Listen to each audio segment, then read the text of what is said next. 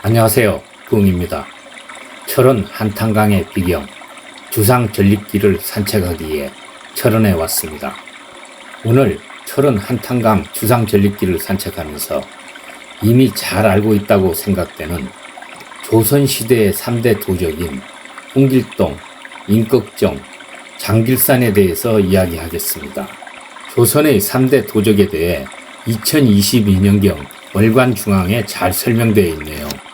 흔히 홍길동, 임꺽정, 장길산을 조선의 3대 도둑이라고 말하는데, 이렇게 말하는 근거는 이익의 성호사설이다. 일찍부터 임꺽정은 조선시대 도둑의 대표적인 이름이었다.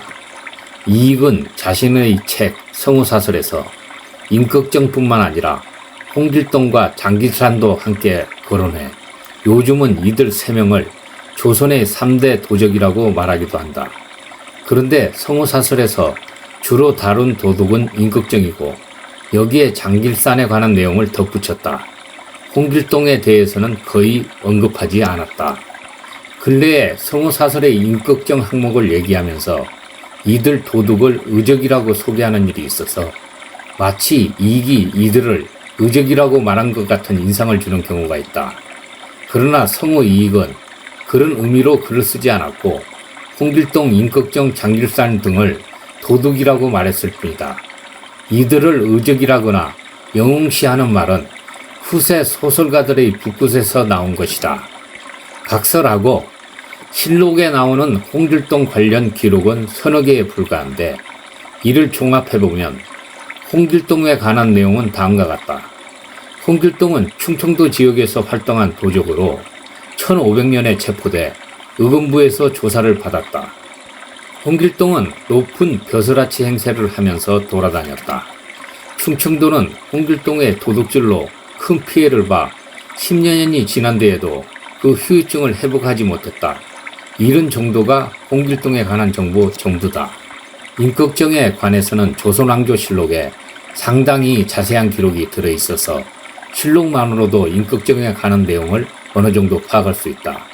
실록과 그 밖의 자료를 바탕으로 임꺽정의 활동을 재구성해보면 다음과 같다.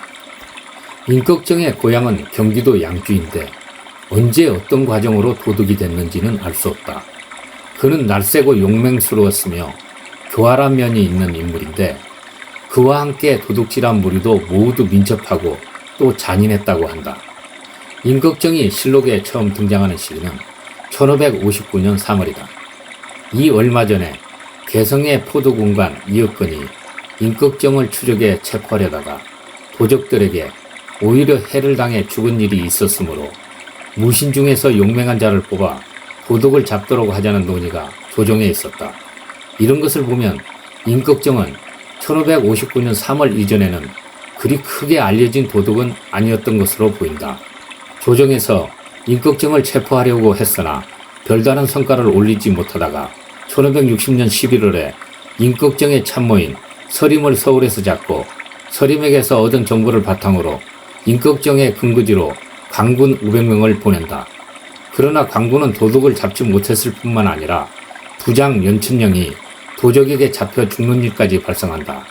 그러다가 12월에 황해도에서 임꺽정을 잡았다는 보고를 올리는데, 사실은 임꺽정이 아니라 그의 형 가도치였다. 게다가 이 일은 가도치에게 허위 진술을 하게 한 것이어서 관련된 자들은 처벌을 받았다. 다음해 9월에 평안도 의주에서 임꺽정을 붙잡았다고 보고하자 임금이 대궐에서 신문하라고 명령을 내렸다.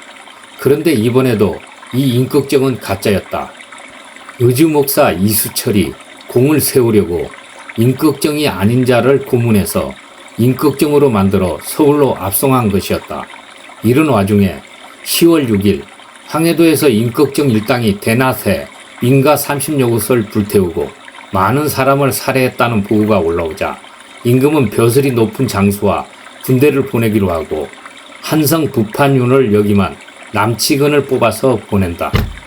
임꺽정은 변장하고 관군의 포위망을 뚫고 달아나다가 서림이 임꺽정을 지목해 화살을 맞고 사로잡힌다.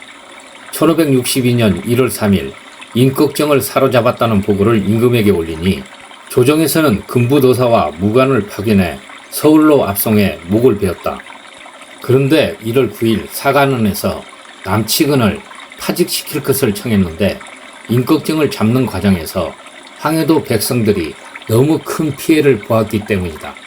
사관원에서는 임금에게 비록 도적의 우두머리는 죽었으나 백성과 군사의 사상자가 너무나 많습니다. 황해도 백성들의 원망과 고통은 이미 극에 달해 이 얘기를 들은 사람들은 그 참혹함을 이기지 못할 정도입니다. 라고 아뢰었다. 이익은 성호사설에서 숙종 때 장길산이라는 영리한 도둑이 황해도에서 출몰했다. 장길산은 원래 광대로 곤두박질을 잘하는 자였는데 용맹과 빠르기가 남보다 뛰어났으므로 드디어 도둑의 우두머리가 됐다고 했다. 이 밖에 이익이 장길산에 관해서 말한 것은 조선에서 장길산을 잡으려 했으나 끝내 잡지 못했다는 것이 전부다. 장길산은 조선왕족실록에 2차례 등장하는데 첫 번째는 숙종 18년 12월 13일 기록이고 두 번째는 1697년 1월 10일의 기록이다. 장길산을 잡는 자에게는 높은 벼슬과 상을 주겠다고 했으나 이후에 장길산을 잡았다는 보고는 없고 더는 장길산의 이야기도 나오지 않는다. 몇 차례 기록에 장길산이 등장하기는 하나 그가 큰 도적이라는 내용일 뿐이다.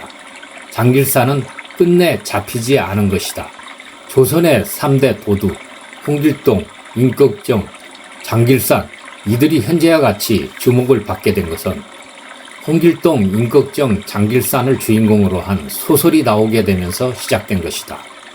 1800년 무렵에 나온 고소설 홍길동전, 1928년부터 10여 년 동안 홍명희가 신문과 잡지에 연재한 임꺽정전, 그리고 1974년부터 10년 동안 황석영이 일간신문에 연재한 장길산 등이 바로 그것이다. 홍길동전은 오랫동안 허균이 지은 것이라고 일컬어졌으나 근래에 그가 작자가 아니라는 사실이 밝혀졌다. 그리고 창작 시기도 1800년을 전후한 시기라는 점도 새롭게 알려졌다.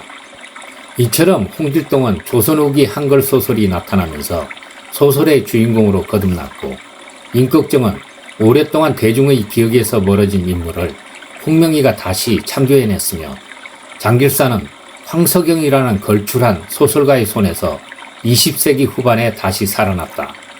소설 속의 주인공들은 소설가의 손에서 새롭게 창조된 인물이지 역사적 사실 속의 인물은 아니다.